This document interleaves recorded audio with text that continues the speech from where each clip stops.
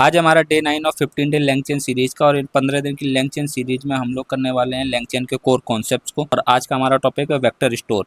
देखो vector store जो है वो हमारे रैग पाइपलाइन में काफ़ी ज़्यादा इंपॉर्टेंट होते हैं, या कह लो कि हमारे जनरेटिव एआई के फील्ड में ही काफ़ी इंपॉर्टेंट होते हैं।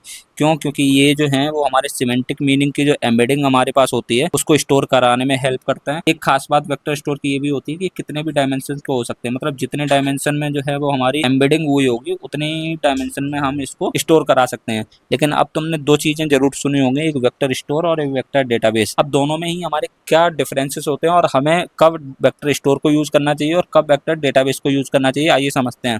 देखो वेक्टर स्टोर और वेक्टर डेटाबेस दोनों ही हमारे स्टोरेज और रिट्रीवर के काम आते हैं। मतलब जितनी भी हमारी एम्बेडिंग है उसको हम स्टोर भी करा सकते हैं, और यूजर कोई क्वेरी करता है उसके बेसिस पर रिलेवेंट डॉक्यूमेंट को हम यहाँ से क्या कर सकते हैं, फेच भी कर सकते हैं।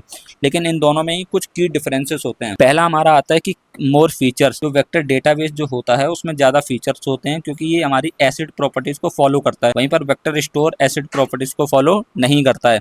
वेक्टर डेटाबेस जो होते हैं वो डिस्ट्रीब्यूशन को फॉलो करते हैं और ये कभी भी हम स्केलेबल होते हैं, मतलब हम जितना चाहें उनको इतना स्केल कर सकते हैं, बट वेक्टर स्टोर को हम स्केल नहीं कर सकते हैं।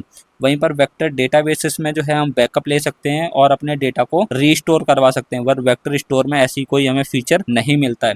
वहीं पर अगर हम कंकरेंसी और ऑथेंटिकेशन की बात करें तो ये जो दोनों चीजें जो है वो हमें वेक्टर स्टोर में मिल जाती हैं, लेकिन हमें वेक्टर स्टोर में ऐसे कोई ऑप्शन, अगर हम वेक्टर स्टोर की बात करें तो फायस और क्रोमा जो है वो हमारे क्या होते हैं, वेक्टर स्टोर होते हैं। और वहीं वेक्टर डेटाबेस में हमारे पाइनकॉन, वेविएट और क्वाड्रेंट आते हैं।